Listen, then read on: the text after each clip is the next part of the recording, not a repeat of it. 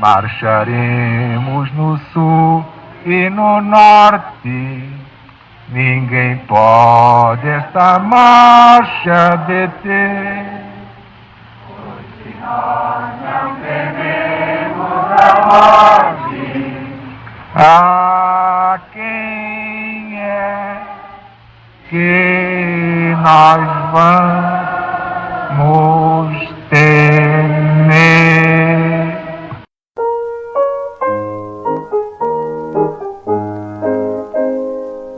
Marcharemos no sul e no norte, ninguém pode esta marcha deter.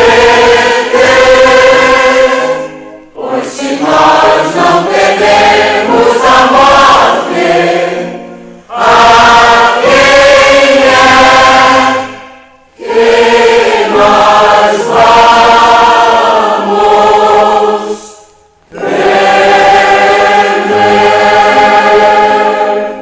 marcharemos no sul e no norte, ninguém pode esta marcha deter.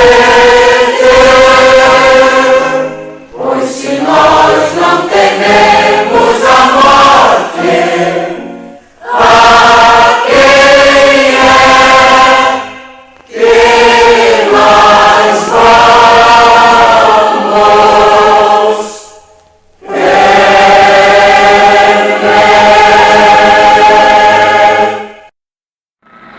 Meus amigos e meus irmãos, Deus está presente. Viva Jesus em nossos corações para todo sempre. Porque Jesus disse: aquele que guarda o meu novo mandamento não morrerá mais. Já passou da morte para a vida. Estamos ainda nesta passagem empolgante do Apocalipse de Jesus, segundo São João, capítulo 13, versículos 11 a 17. E vi subir da terra outra besta. Tinha 2 chifres semelhantes aos de um cordeiro, Estados Unidos da América do Norte, e falava como o dragão. Exerce todo o poder da primeira besta na sua presença. Faz que a terra e os que nela habitam adorem a primeira besta, cuja chaga mortal fora curada. Faz grandes sinais, de maneira que até fogo faz descer do céu a terra à vista dos homens, Hiroshima e Nagasaki. E engana os que habitam na terra, com sinais que lhe foi permitido que fizesse em presença da besta, dizendo aos que habitam na terra que fizessem imagem à besta, que recebeu a ferida da espada e entretanto vivia. E lhe foi concedido que desse espírito à imagem da besta, para que também a imagem da besta falasse, e fizesse que fossem mortos todos os que não adorassem a imagem da besta. E faz que a todos, pequenos e grandes, ricos e pobres, livres e servos, que seja posto um sinal na sua mão direita ou na sua testa, para que ninguém possa comprar ou vender, senão aquele que tiver o sinal, ou nome da besta, ou o número do seu nome. Vamos recapitular. Perguntávamos ontem: o que é que constitui, afinal, o sinal da besta? E a resposta é simplesmente esta: o sinal da besta é a mudança que a besta tentou fazer na lei de Deus. Ou haverá alguma coisa mais importante que a lei de Deus? Vejamos agora que mudança foi essa. Pela lei de Deus, queremos significar a lei moral, a única no universo de obrigatoriedade imutável, perpétua, A lei de que Webster diz, definindo o termo segundo o sentido em que é quase universalmente usado pelo cristianismo. A lei moral está contida sumariamente no Decálogo, escrito pelo dedo de Deus em 2 tábuas de pedra e entregue a Moisés no Monte Sinai. Claro que hoje sabemos que aquele Jeová, aquele Senhor Todo-Poderoso que baixou no Sinai, não era o Deus Pai, o Eterno, o Incriado, mas era Jesus, o Deus do planeta Terra. Aquele que pode dizer, eu e meu Pai somos um. Pois bem, foi esse Jesus, que é o mesmo fundador da LBV e o fundador do planeta Terra. Este deu a Moisés no Sinai o Decálogo, conforme está na Bíblia Sagrada. Qualquer outro que não seja rigorosamente igual a este, não é Decálogo, não é de Deus, não é de Jesus, não é de Moisés, não é da LBV. Se o estudioso agora comparar os 10 mandamentos, tais como se encontram nos catecismos romanos, com os mandamentos tais como se encontram na Bíblia, verá nos catecismos, claro que nós nos referimos à parte consagrada à instrução, verá que o segundo mandamento é posto de lado. O 10º é dividido em 2, para preencher a falta do segundo, que foi assim cortado sumariamente.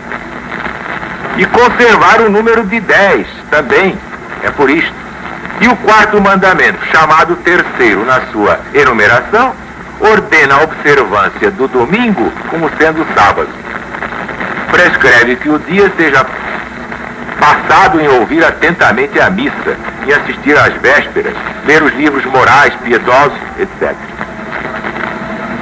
Aí estão, portanto, diversas variações do Decálogo que se encontra na Bíblia, mas este já não é o Decálogo. Qual, se é que alguma delas constitui mudança referida na profecia? Qual merece o nosso respeito? Qual merece que realmente levemos a sério este Decálogo? Tenha-se em mente que, segundo a profecia, e já vem desde Daniel no Velho Testamento da Bíblia Sagrada, ele havia de cuidar de mudar os tempos e a lei, isto é, a lei de Deus. Isto claramente sugere a ideia de intenção e desígnio e torna estas qualidades essenciais da mudança em questão. Mas quanto à omissão do segundo mandamento, dizem eles, está incluído no primeiro e por isso não deve contar-se como mandamento separado. Acerca do 10º, pretendem que há uma distinção tão clara de ideias que requer 2 mandamentos. E assim fazem do não cobiçar a mulher do próximo o 9º mandamento, quando não é. E fazem do não cobiçar os seus bens o 10º mandamento. Em tudo isto, pretendem apresentar os mandamentos exatamente como Deus queria que eles se compreendessem. E assim, embora os possamos considerar como erros em sua interpretação dos mandamentos, não podemos apresentá-los como mudanças intencionais. Mas isto já não sucede com o 4º mandamento. Acerca deste mandamento, não pretendem que a sua versão seja igual à que é dada pelo próprio Deus, isto é, por Jesus. Expressamente confessam aqui uma mudança, e também que a mudança foi feita pela Igreja.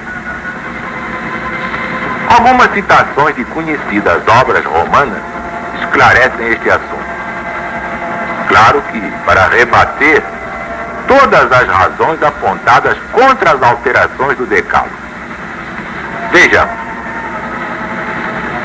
A palavra de Deus ordena que o 7º dia seja o sábado do Senhor e seja santificado.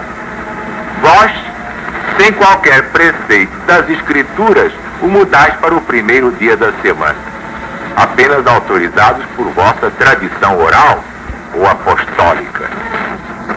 Diversos puritanos ingleses opõem contra este ponto que a observância do primeiro dia se prova pelas Sagradas Escrituras, onde é chamado o primeiro dia da semana.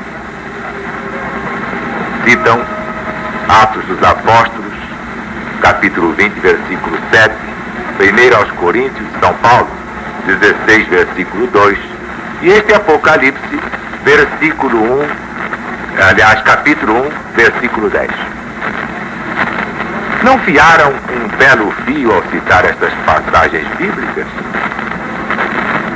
Se não apresentássemos melhores para o purgatório e orações pelos mortos, invocação dos santos e outras doutrinas semelhantes, teriam boa razão com efeito para se rirem de nós. Porque, afinal, onde é que está escrito que os dias em que estas reuniões se realizaram eram sábados? Ou então, onde está ordenado que deviam ser sempre observados?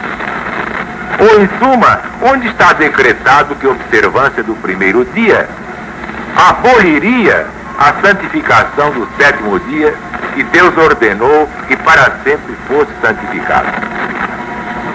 Na verdade, nada disto está expresso na escrita palavra de Deus.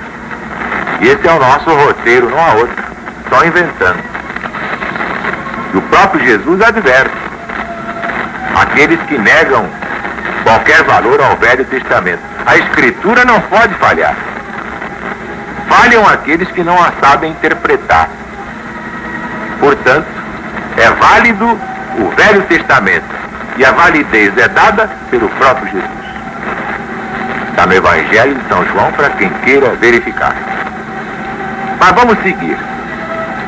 No Catecismo da Religião Cristã, eu estou sempre traduzindo para não parecer pedanteria, falar aqui em inglês, em francês, em latim, em alemão, em grego, então é melhor ir logo direto no português, é o idioma nacional, e o português já naturalmente temperado a brasileiro.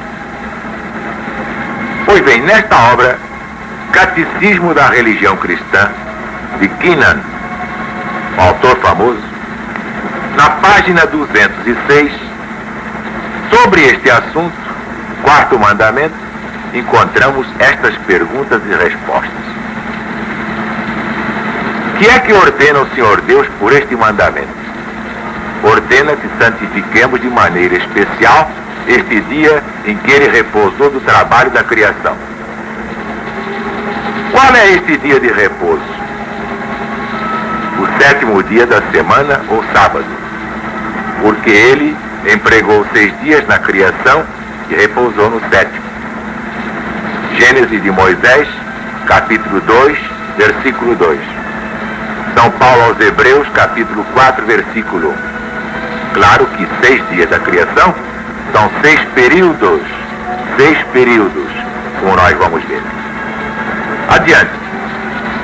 Deve então santificar-se o sábado para obedecer à ordenação de Deus? Durante a velha lei, e a resposta: o sábado era o dia santificado. Mas a Santa Madre Igreja, instituída por Nosso Senhor Jesus Cristo, absolutamente não foi, e dirigida pelo Espírito de Deus, substituiu o sábado pelo domingo, de sorte que agora santificamos o primeiro e não o sétimo dia.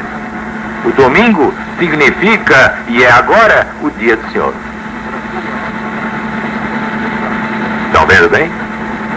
Vamos a um outro livro. Nas Instruções da Doutrina Católica, de J.P. Kennedy, página 202, lemos o seguinte. Pergunta: que garantia temos de que a guarda do domingo é preferível à do antigo sábado?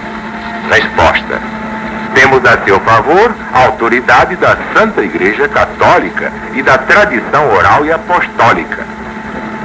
Outra pergunta: ordena, em alguma parte, a Bíblia Sagrada que se guarde o domingo em vez do sábado? A resposta: a Escritura nos ordena que ouçamos a Igreja. que retenhamos as tradições dos apóstolos.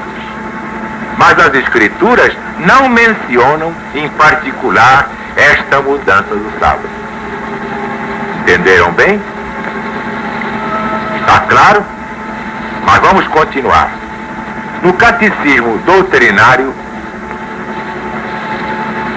página 174, encontramos outro testemunho sobre o mesmo ponto. Pergunta: tendes outra maneira de provar que a Igreja tem poder para instituir festas de preceito?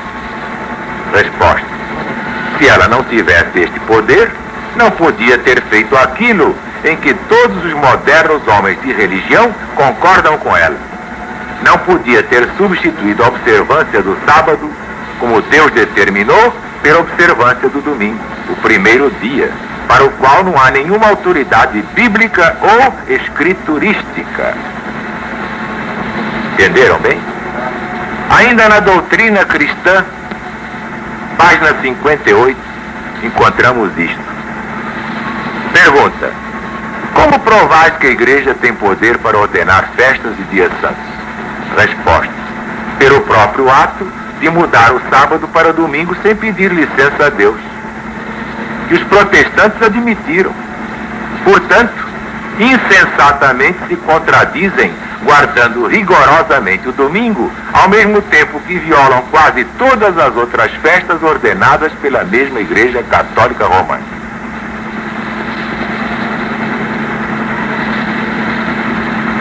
Então a Igreja tem poder para mudar uma ordem de Deus? Pode. Ela prova isto guardando o domingo, em vez do sábado, como ordenou Deus no Velho Testamento.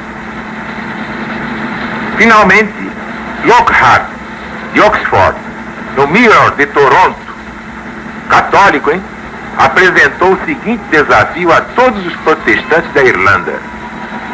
Desafio tão aplicável ao nosso país como aquele.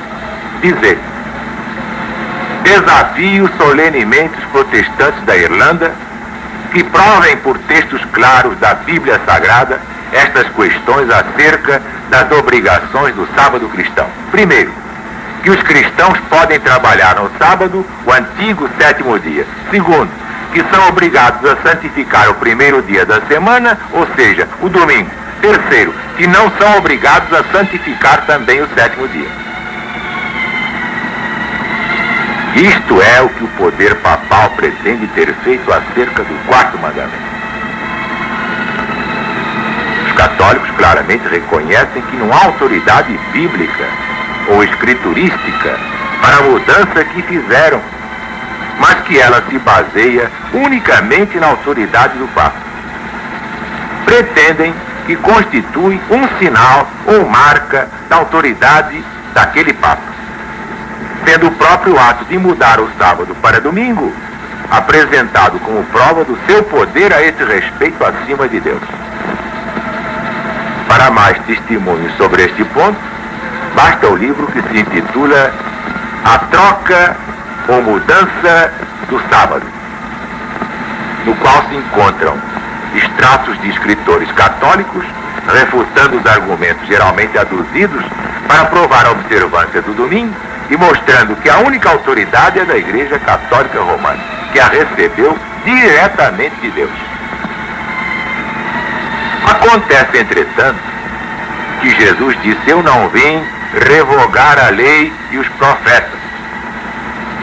Porque dirá alguém: eu supunha que Jesus tivesse mudado o sábado. Ensinaram assim. Uma grande maioria supõe assim, pensa assim.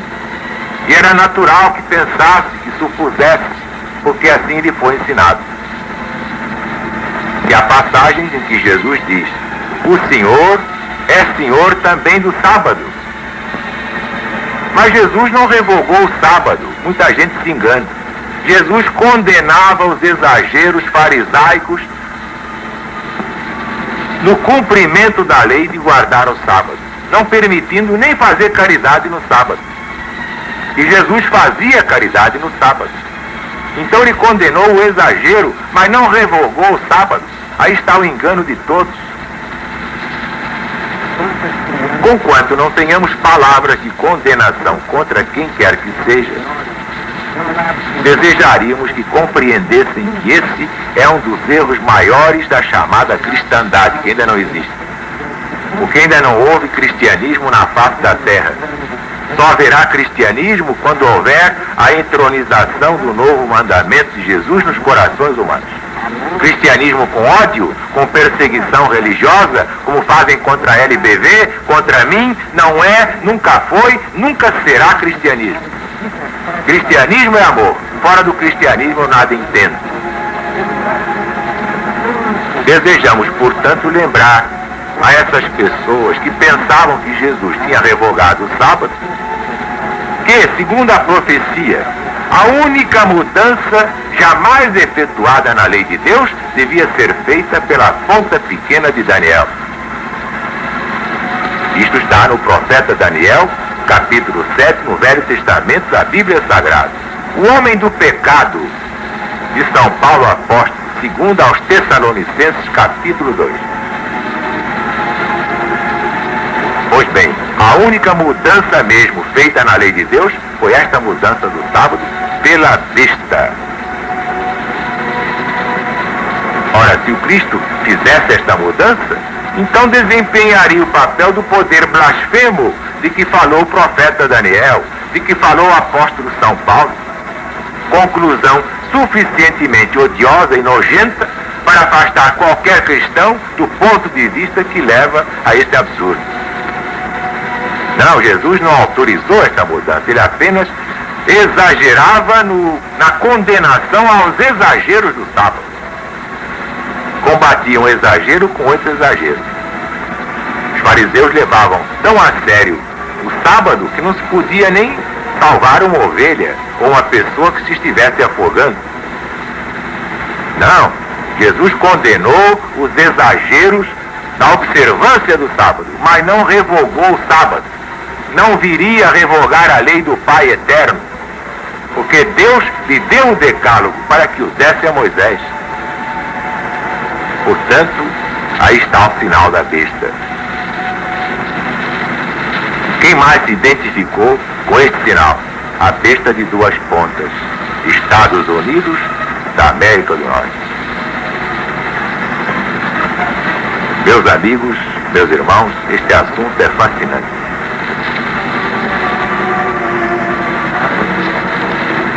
Como tudo na Bíblia Sagrada, mas sobretudo neste Apocalipse. Isto aqui é quase mata virgem. O que há sobre Apocalipse é muito pouco. E o que há mesmo de bom é quase nada. De modo que esta é a missão da LBV, trazer o Apocalipse.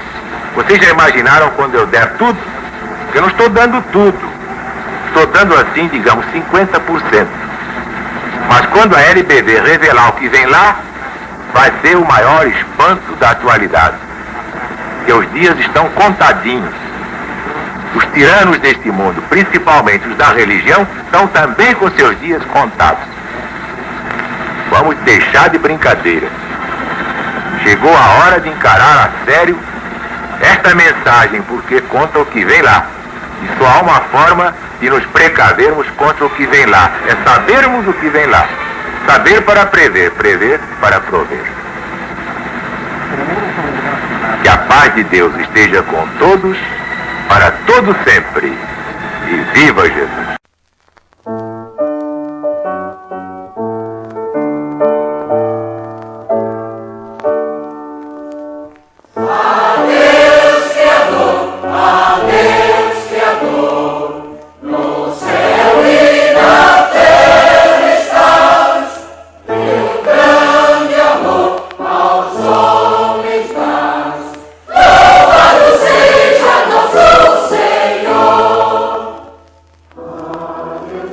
Vamos